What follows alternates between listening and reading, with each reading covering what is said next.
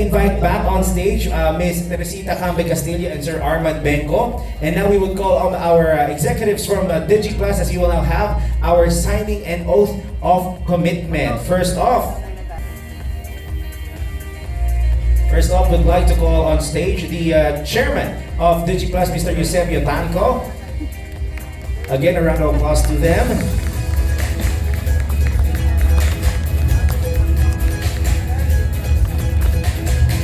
Next, call on the DigiPlus Vice President and Bingo Plus Foundation COO or Chief Operating Officer, Ms. Celeste Jovenir.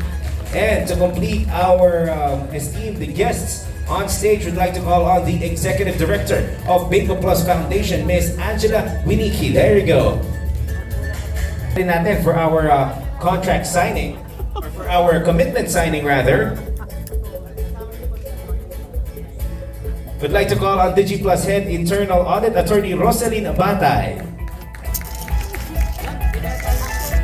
Now proceed with this in a digital manner. So we will have our esteemed guests to solidify their commitment and to responsible gaming through the Pusta de Peligro campaign. We will ask our esteemed principal guests to render their digital signatures. But first, before we do that, I'd like to ask everyone to please raise your right hand as we read the commitment. Ayan. So sabay-sabay natin basahin ang commitment wherein we, the undersigned, pledge to lead by example in promoting responsible gaming as a vital priority in the gaming industry. Through the Pusta de Peligro campaign.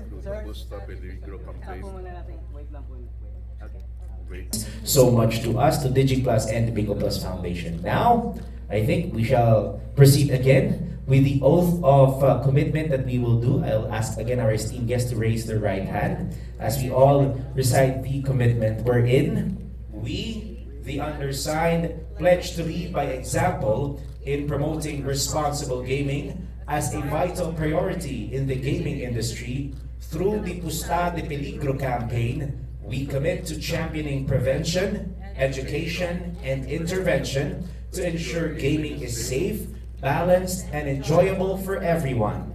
By signing this pledge, we reaffirm our dedication to protecting players, fostering informed decisions, and upholding the integrity of gaming as a positive form of entertainment. We commit to promoting legal and government-regulated operations, driving innovation for a safe and enjoyable player experience, educating players on prevention and intervention tools and resources, being a champion for integrity of the game, touting how industry regulations and initiatives protect players. Together, we stand united in creating a responsible gaming community that prioritizes the well-being of every Filipino. Ladies and gentlemen, we present the signing of commitment to the Pusta de Peligro campaign. First off, we'd like to ask our dear chairman, Mr. Eusebio Tanco, and the DigiPlus Vice President and Bingo Plus Foundation Chief Operating Officer, Ms. Celeste Jovenir, to do the signatures. Others, please stay on. Vice President and Bingo Plus Foundation Chief Operating Officer, Ms. Celeste Jovenir. To join us for our panel this afternoon to complete our panelists, the Executive Director of the Bingo Plus Foundation. Let's welcome Ms. Angela Winiki. Responsible gaming. First of all, thanks for that question. It's a very good point. No? So a lot of people actually wonder, like, why are you doing that? Spending significant resources, not just in terms of funding, time, expertise, right, into responsible gaming. Isn't that counterintuitive to your business? So actually, our view is the opposite. We feel that, online gaming, this started in 2022, right? So it's a fairly young industry. It's in nascent stages. And of course, everyone's still feeling their way around. And the fact that this was driven by the massive digital adoption, right? Obviously, this really took off during COVID, right? And after that, like you have fintech, the likes of Gcash, and now online gaming, being extremely accessible, and smartphones being affordable, more affordable now, right? Like almost everyone or every Filipino has a smartphone now. So these types of platforms are very accessible. So we feel that we've provided this kind of platform, entertainment, but it's also a responsibility to make sure that the users, the players, will not abuse it, get addicted, etc. We don't want to take advantage of it for the sake of profits. So for us, to make our business sustainable and that will last for the long term, be here for the long haul, we need to do this, right? Be more responsible in how we conduct our business, ensuring that our players, that we create a positive environment for our players. And the last thing we want is like it becomes toxic, right? And therefore short term. So we don't want that. We want our business, our industry to be here for the long haul. That's why we're doing this. Thank you, ma'am, for that question. Now, we have a question from Stag Photo. We have Mr. Alan Sancon. Hello po. Hello po. Good afternoon, everyone. My question is for Miss Angela. Yes. What message does the Pusta de Peligro campaign send about DigiPlus and PAGCOR's commitment to responsible gaming? No, thank you for also citing PAGCOR in this, because I think if there is a message that we want to say about Pusta de Peligro or the responsible gaming campaign, is that responsible gaming is everyone's responsibility. So there's a role for the regulator, for the player themselves, but also for industry operators like us. So at least for us, I guess, for DigiPlus, as a leading entertainment company, what we want really is to be able to educate and protect our players. We really want to put them in the forefront. And if with DigiPlus, we multiply the fun with many gaming platforms that you can see there. But especially for us in the foundation, our mandate is to multiply the good. And we can only really do that if we put the players and their welfare at the foremost. Follow-up lang po. Napanood namin yung video kanina. No? Very entertaining and very informative. Saan po mapapanood ng mga manonood to? Is it on YouTube, digital, or may commercial din mo on TV, something like that? Actually, this is just the start, no? You can already see it on YouTube, and then we'll be posting it simultaneously in our social media platforms. But do expect that different permutations of the same campaign will be coming out on mass advertising. So we hope talaga that this will get the message across, get the attention as well, and spark conversations on responsible gaming. Thank you. Thank you, Sir Alan, for those questions. Now, Gaming campaign is similar in a similar capacity or similar lens as how we do our marketing or branding strategy, right? So we're promoting it. So we're spending resources, deploying resources for this kind of event, for example, right?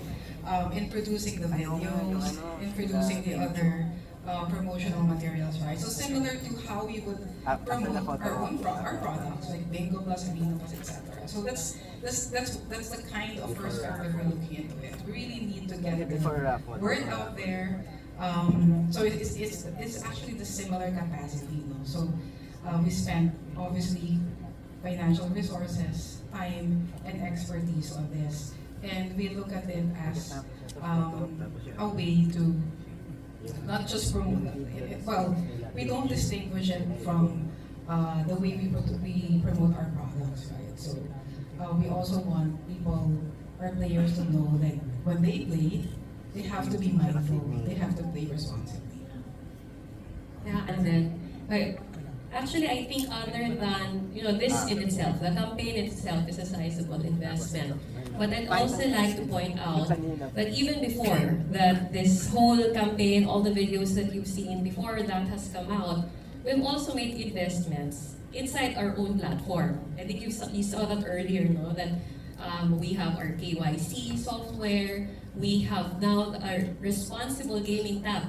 So now, apart from us raising awareness, no, to the general public on knowing the risk through all these advertising, no, that we're doing on responsible gaming, the next step is empowering the players really to make the right choices inside or out while they are gaming. So that feature enables them to control the time that they are spending on our platforms, even cap their losses and their bets. So I think that's also a powerful investment on our side, not just on the front end in terms of advertising communications, but also on the back end with how we develop our platforms.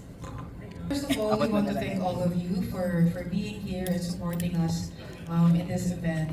But again, we just want to go back to our from what Mr. Santos said in his opening, as well as what we have been repeating here, all the panelists today, all the speakers today, is that like gaming or gambling, if you really want to be blunt about it, it's gambling, right? There's a probably a better way of approaching it, right? As long as all the stakeholders, whether it's the operators like ourselves, our regulator, obviously very supportive as well of this endeavor, and the players and the general public, as long as we are, there's number one, education, right? Everyone is informed that there's actually a way of controlling one's gaming habits, right? And operators like ourselves, we pave the way, or we set up the proper facilities to help and also educate, right? And having that kind of tools in our own platforms to control gaming habits, right? So in the long run, I think there's a way of creating this industry that's positive. Like it's really for entertainment, just the original intention of having the gaming industry, right? That it's really for fun and entertainment. So, Jen. Miss Angela? All right, so for me, I guess just two major takeaways. One is that when it comes to responsible gaming, again, it's a shared responsibility, and there needs to be a multi-stakeholder approach to it. We need to look at it in different aspects. One, we have prevention, diba? So let's talk about the risks, right? And enable people to mitigate those risks and make the right choices. Education is another thing that's important, diba? We need to equip, no, with the right tips, with the right tools as well, so that they can practice self-regulation, and of course intervention. Because we do understand that sometimes, no matter how much we raise awareness on the red flags, no matter how much we do education, there are still really those who will have challenges with problem gaming. And we do need to be ready to provide interventions, whether it's psychological first aid or whether it's for yourself, peers. Kami din po, we also teach pala, sorry, but we also teach our employees, our frontliners, to spot the signs of problem gaming. So talagang holistic approach po siya.